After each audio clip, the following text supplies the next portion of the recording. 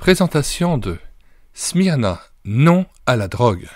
Apocalypse 2, verset 8. Pasteur Claudel.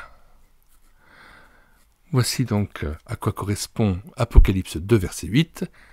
Écrit à l'ange de l'église de Smyrne. Voici ce que dit le premier et le dernier, celui qui était mort et qui est revenu à la vie. Drogue légalisée ou le triomphe du mal. Hymne d'une étrange douleur pour des corps naufragés, dévastés par l'horreur d'une telle décision.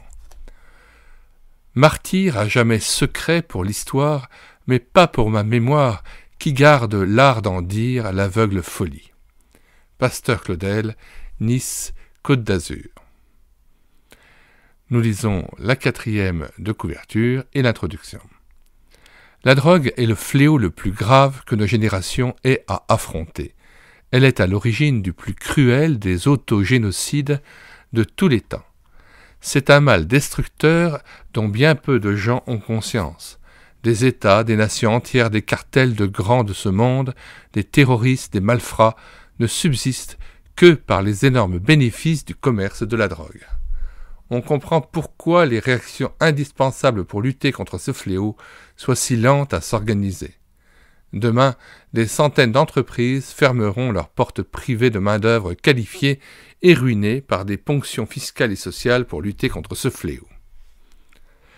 En guise d'intro, l'idée de cette brochure est née en septembre 1993 lors d'une tournée de conférences sur la drogue en Suisse, avec un séjour très instructif à Zurich et d'une confrontation avec Tabula Rasa, organisme partisan des drogues libres.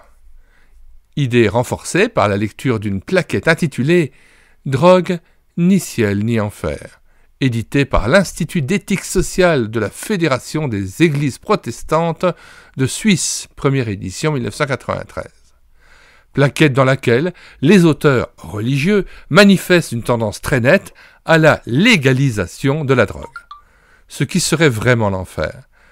À la lecture de cette plaquette étrange, j'ai presque failli être ébranlé dans ma foi. C'est ma visite au drogué de l'Éthène qui m'a redonné confiance en l'homme. Puisse la présente brochure permettre au lecteur de prendre une position ferme de refus de la drogue à cause du désespoir qu'elle engendre.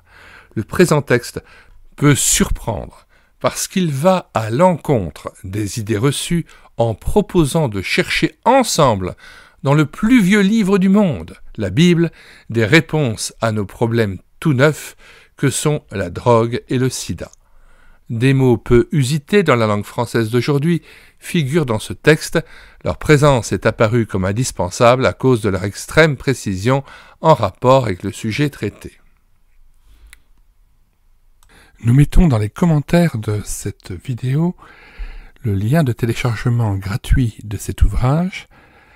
Le téléchargement se fera à partir du site internet médiathèquechrétienne.fr, site que j'ai bâti en synergie avec cette chaîne YouTube Elle écoutait sa parole, afin d'assurer la réédition numérique des ouvrages chrétiens épuisés et non réédités.